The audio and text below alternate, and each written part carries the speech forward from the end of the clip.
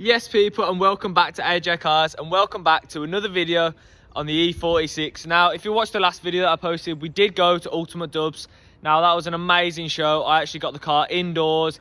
It was such a vibe. We had a whole weekend there. It was such a good show, so I would recommend going. Go check out that video, because if you did go, your car's most likely in that video. If it is in there, like the video and make sure to subscribe to the channel, because we have just hit 1,000 subscribers. Now to a lot of people watching this video, you're probably thinking 1,000 subscribers, that's nothing. There's YouTubes with hundreds of thousands, millions maybe, but to me 1,000 subscribers is like a milestone for me. It's a goal I've been looking forward to for a while now, and we finally hit it, and I'm so grateful for everyone that subscribed. So if you haven't subscribed, make sure you do, and if you have, thank you. Now onto the video in hand.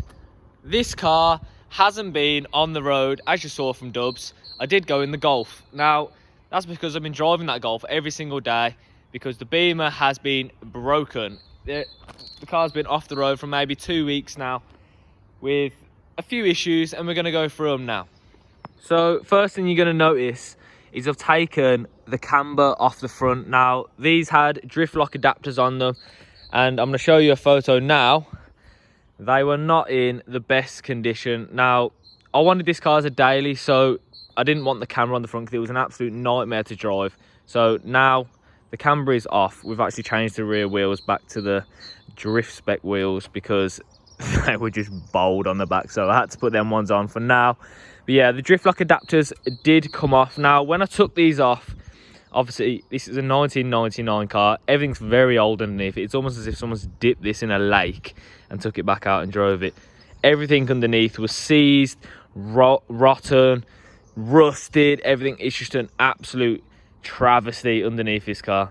So I didn't actually film it, but in the process of taking these drift lock adapters off, it connects to the track rod end and the bottom arm. Now there is 2 bolts holding that on, and they go into the hub. Now that's where the drift lock adapters will sit, so there's actually 4 nuts that connect the 2, and everything was seized.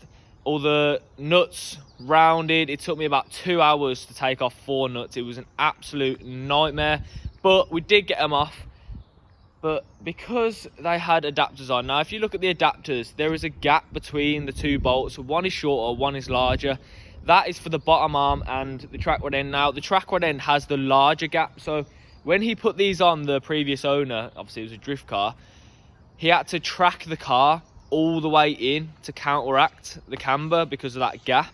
So when I took them off, I didn't realise, and the tracking was an absolute mile out. Both the front wheels are facing inwards, so I thought, oh, I'm gonna have to track this car up now. So I tracked it up, and in the process, as I said, everything was seized.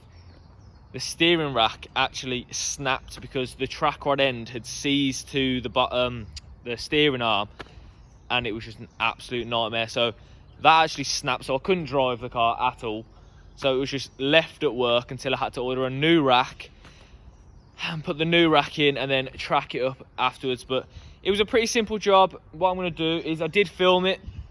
This is in advance, so this was a couple days ago. I did film it. So what I'm going to do now is I'm going to show you how to take this steering rack off, how to track it up, etc, etc. But I just wanted to come at the start of the video and say thank you for 1,000 subscribers, give you an update on what's going on. So we're going to jump straight into this video now. So this is what an E46 steering rack looks like. Obviously this one is a bit old and battered, but what we're going to do is going to run you through exactly how to get this thing off. So the first thing that you're going to want to do is unbolt the steering column. There is 1 inverted Torx, and that is located here. Next, take out the 2 bolts holding the steering column in, located here and here.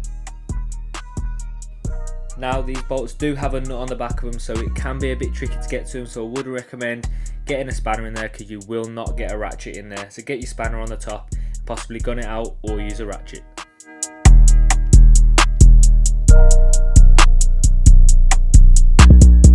Next, you're going to want to get your wheels off. Now this will expose the track rod end nuts, as you can see here. Now inside of these there is a thread with an Allen key. Now these can get rounded, so you might have to use mole grips on the bottom of the track rod end to get these off. I had to, unfortunately, but that's just how it goes with these cars. Now you're going to want to take the 2 bolts from your hydraulic lines. Now these will leak out, as you can see here, So I would recommend getting a bucket because this will leak out quite a lot of fluid and you don't want that all over your floor. Now you're going to want to disconnect your piping from the steering rack, which is held on by a 10mm, as you can see here.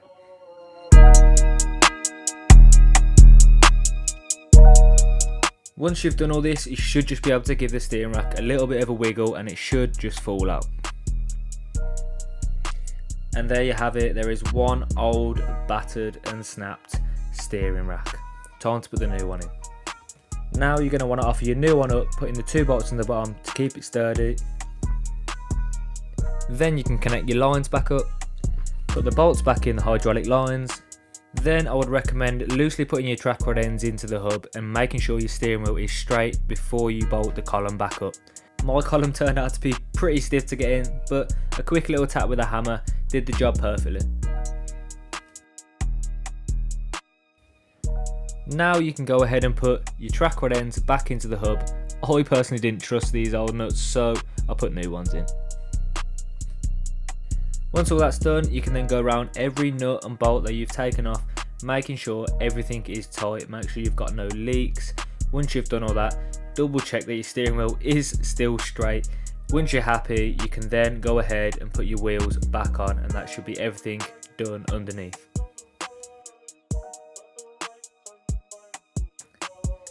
Now, as you can see, this is ATF fluid only. You have to follow what's on the cap, because if you put normal hydraulic fluid in there, you might end up ruining your rack. So I have had to put ATF fluid in there. I didn't actually have any lying around, unfortunately, so whatever was in the bucket went straight back in the car, because I did not want to run this dry, because it then will ruin the rack again. I'd have to take it all back out. So put the old fluid back in. Once you've filled it up to the top, you're going to want to lock your wheels left to right, because that'll push this fluid around the steering rack so it's not running dry. Once that happens, the fluid will then drop all the way down to the bottom as if it's empty. Once that does drop, you can then top it back up with some more fluid until it reaches the top and let it sit for a minute, and then you should be good to go. So there you have it. That is how you change a rack on your E46. Not a very difficult job, to be fair. It's just having the facilities to do it. So I hope you guys did enjoy this video. Stay tuned for more videos like this, and I'll see you guys in the next one.